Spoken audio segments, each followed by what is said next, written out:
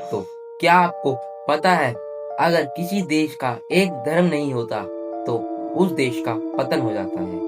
हाँ, मैं ऐसा इसलिए कह रहा हूँ क्योंकि अगर हम किसी एक घर में अलग अलग कल्चर वाले लोगों को रहने को दें तो आगे चलकर उनका कल्चर सेम ना होने की वजह से उनमें आपस में डिस्प्यूट्स होंगे, जिस वजह से उस घर के टुकड़े हो जाएंगे।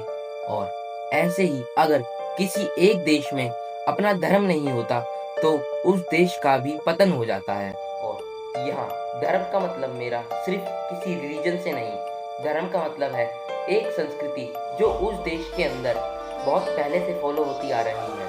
और हमारे देश की संस्कृति सनातन संस्कृति है, ये आप सबको पता ही है।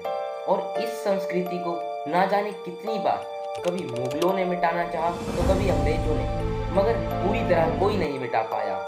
और मैं आपको बता दूं, हर साल जाने कितने हजार करोड़ों के फंड्स आते हैं लोगों को मुस्लिम्स में कन्वर्ट करने के लिए।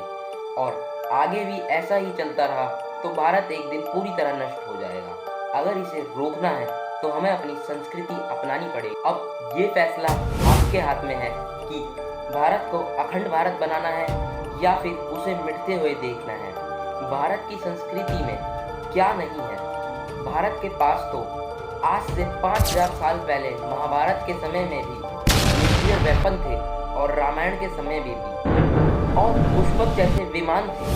जब भारत गुलाम था तब उसके पास अपनी संस्कृति तो थी, मगर अब वो भी नहीं है। और आप सब जो आज नई नई चीजें पढ़ रहे हैं, एटम या डायमेंशंस, इन सब के बारे में भारत में पहले से पता था, और बस फर्क सिर्फ भाषा का है। आप ही बताइए, भारत में किस चीज की कमी है?